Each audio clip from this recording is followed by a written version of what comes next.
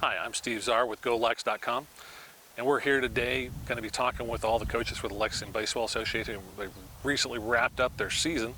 On paper, it's not going to look good, but there was a lot of improvement, and that's what the coaches are going to tell you, I hope.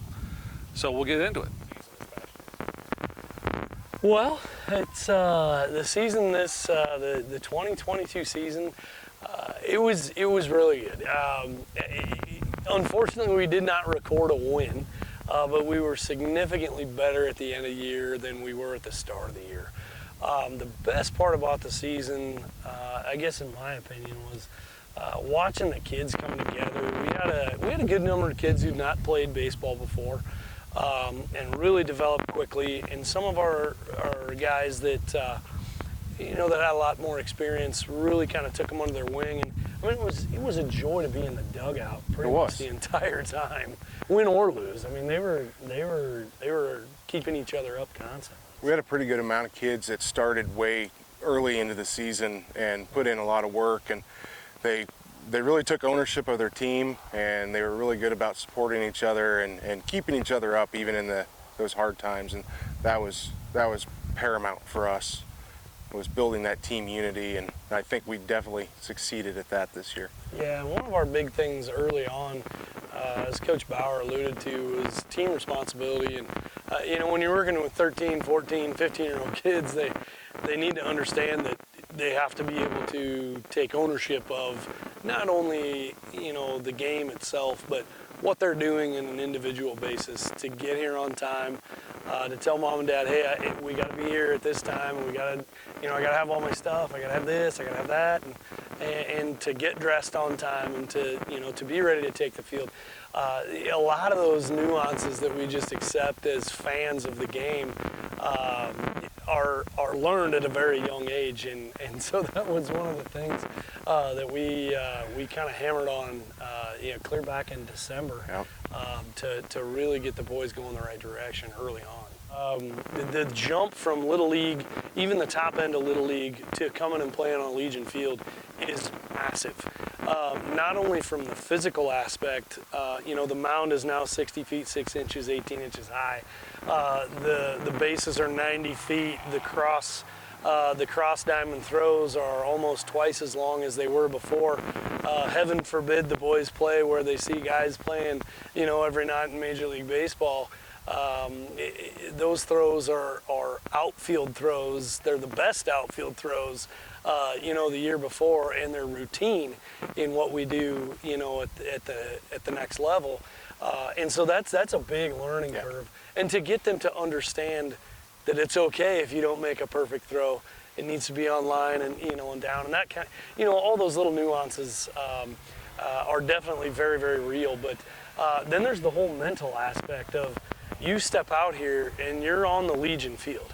The juniors and the seniors are out there playing, and of course, as we all remember as younger players, we're just like, oh my God, those guys are like they're so amazing, and they're great kids, and they're good ball players, and our guys are thinking, well, I need to do that.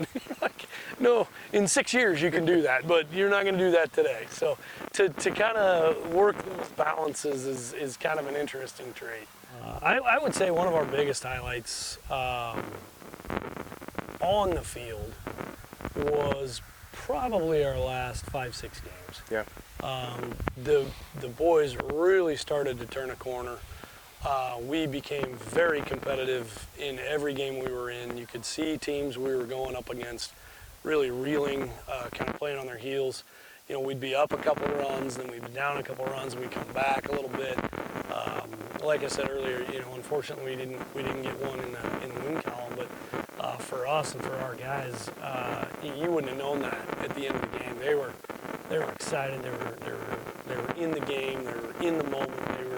They're ready to turn that corner, which is awesome to see and feel. I guess the other maybe big success in my mind would just be, again, I know we've touched on it, but the way the guys got along in the dugout was just fantastic. I mean, nobody really cared who was riding with who, going to whatever game we were going to. They didn't care where we played or who we played. It was, we're playing today, let's go. and they were up, they were ready. It was very enjoyable to be around all those kids for the entire season. That's probably one of the downsides to the pony season is it's so fast. It starts really early. Yeah, it's a schedule nightmare for everybody, not just us. Everybody in the league, you got band, you got track, you got soccer, you got all these things going on, and so, there's a ton of stuff. But as you kind of really get into the season, about week 3, week 4, boy, they really settled in, and it was fun to be a part of. I know we have age-wise, and it always comes down to a whole bunch of different factors, but the 8th grade boys that are going to become 9th graders, what do we end up with? 8 of those guys? I think I would be surprised if not all 8 of them went up. They have a love of the game and they get along really well, and as the kids age a little bit, they kind of start to pick this or choose that or whatever. But I think who can't be romantic about baseball? Once it's in your blood, you just it's there. So I'd be a little surprised if all 8 of them don't go up. But the 7th graders moving into 8th grade, that is a solid group of kids, and I love being around them. I haven't been around all those kids all that much, and man, you talk about a drive and a thirst to really succeed. You can speak to that better. This is the time to get going. We had a really competitive season. The juniors ended, really move in the right direction. Their last couple of home games and whatnot prior to the tournament were very competitive. The seniors ended up doing really, really well, playing guys right to the end of the wire. The program, in my opinion, is moving in the right direction, and it needs to continue that direction. And the only way that happens is by hard work. There's no magical thing that we can, we're going to have this whatever, travel this or club that or whatever. It's kids playing catch in the backyard, guys getting together when they have a free moment, and then, December, January, getting the arms ready to go and having a little faith in one another, and you got to commit to it. The funny thing about baseball is we have to adjust to everybody else's schedule. Which is really challenging. If some of the other sport coaches had to deal with kids being gone for camps and this and that and everything else, I don't think they'd probably like that very much. But it's we're the boys of summer, so there's a you kind of got to put up with some of that stuff. And but if we can get all the kids mentally kind of on the same page, I think there's a bright future. Watching these guys come together and watch them throw the ball around, it's just fun. Baseball's fun. It's just a good time. Okay, so there you have it. That's a wrap on the Lexington Baseball Association, their summer season in 2022. Hope you enjoyed the interviews. This was kind of a first for us.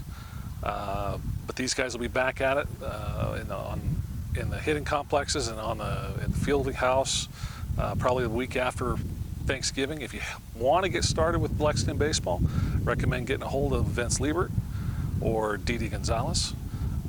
They'll point you in the right direction and get you started with the fundamentals. So with that, I'm Steve Czar with GoLex.com, and remember, go big, go orange.